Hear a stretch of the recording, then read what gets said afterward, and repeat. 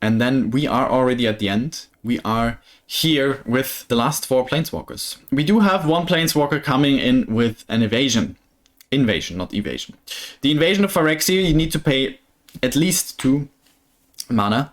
When Invasion of New Phyrexia enters the battlefield, create X 2/2 white and blue knight creature tokens with vigilance. So you can make, you can already have a bunch of nice blockers here, even before you get Teferi, Akosa of Zhalfir. But the battle has 6 siege counters. Defense counters, sorry, that's the word. So it takes you a bit to actually kill off the battle. And then Teferi comes in. He has 4 loyalty counters, +1, draw 2 cards, then discard 2 cards unless you discard a creature card. In a knight deck, which you want to play this with, is okay because you do have a lot of creatures. Then he's -2, you get an emblem with knights you control, get +1/+0 and have ward 1. And then the -3 tap X untapped creatures you control. When you do, shuffle target non-land permanent an opponent controls with mana value X or less into its owner's library. The idea, the flavor here is good, but there is no value in there. The thing is, knights are not really a viable tribal to play. They just get outplayed by soldiers. That's how it is. Soldiers, mono white soldiers is just so much stronger than knight. And first of all, you have the bump with you need to get rid of the battle. Which, I mean, in a knight deck, where you want to play this, okay, sure. But it's still a big bumper. And then you have to discard a creature card, or you discard 2 other cards. You get the emblem only gets you +1/+0, which is not that great at all. Ward 1 is nice, Ward is really nice here, but still. And the -3 is the strongest thing here, but you can only do that once immediately, and then, you know, and you have to tap a lot of creatures for that. So I like the idea. I really like the idea, but in reality, this is a D. A D- for me, actually. This is a D-. This, like, he has the same problem as Urza Planeswalkers, or even worse than Urza Planeswalker. Urza Planeswalker, if you manage him to play Urza Planeswalker, it's amazing because you have so many good abilities on him.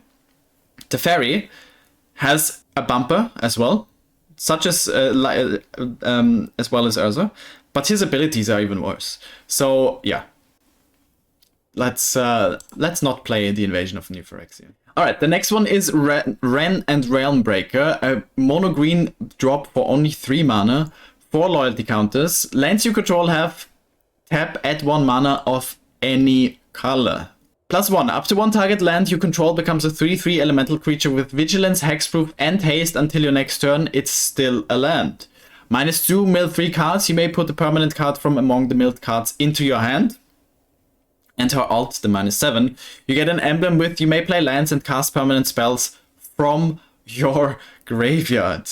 So this is a crazy card for me.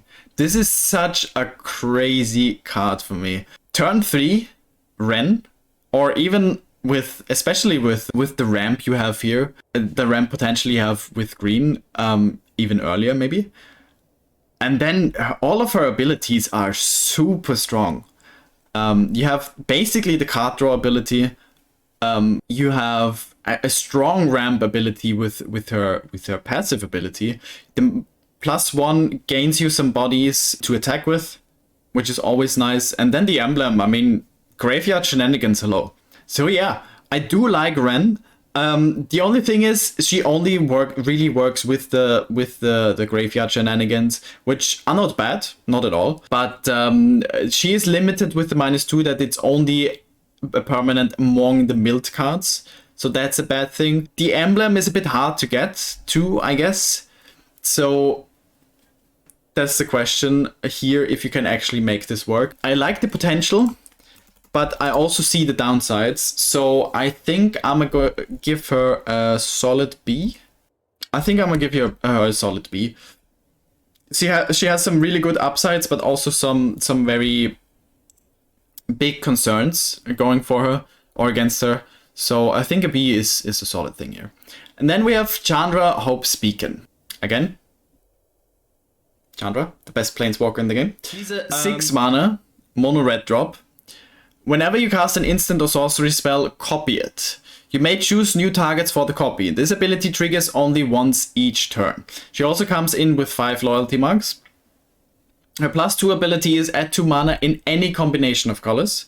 Her +1 is exile the top 5 cards of your library. Until the end of your turn, of your next turn, you may cast an instant or sorcery spell from among those exiled cards. And the -X, her alt, Chandra Hope's Beacon, deals X damage to each of up to 2 targets, which also includes players. Strong card, but very expensive for mono red. But you probably won't play that in mono red, that's also said. Still quite expensive with 6 mana. She does have a lot of upside though. She's basically the kind of the opposite of Wrenn. She has amazing, really amazing abilities, where Wrenn, she has good abilities, but she's not excelling there. But Wrenn is very cheap and Chandra is very expensive. So they kind of both balance each other out, I would say. And I think that also means, I think overall, Chandra is a bit behind Wrenn because of the big mana costs. Yes, you can create some treasures. Yes, you can ramp into her and then use her for a lot of shenanigans. But there is...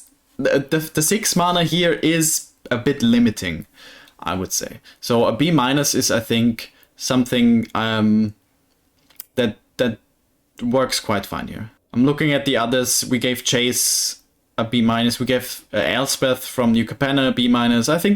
I think she's in good company here.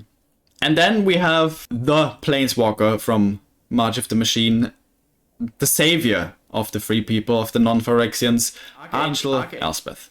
She's a mono white 4 mana drop for 4 loyalty counters. +1, create the 1/1 white soldier creature token with lifelink. -2, put 2 +1/+1 counters on target creature. It becomes an angel in addition to its other types and gains flying. And her alt, the -6, return all non-land permanent cards with mana value 3 or less from your graveyard to the battlefield. Elspeth here is incredibly strong. I love this card. In a mono white creatures deck with... I mean, mana value 3 includes so much. You have the Brutal Cathar, you have Wedding Announcement, which also might get banned, but who knows. You have... If you're in need of planes, if you want more planes, you can also bring back the Ambitious Farmhand. Thalia, if you want to play her.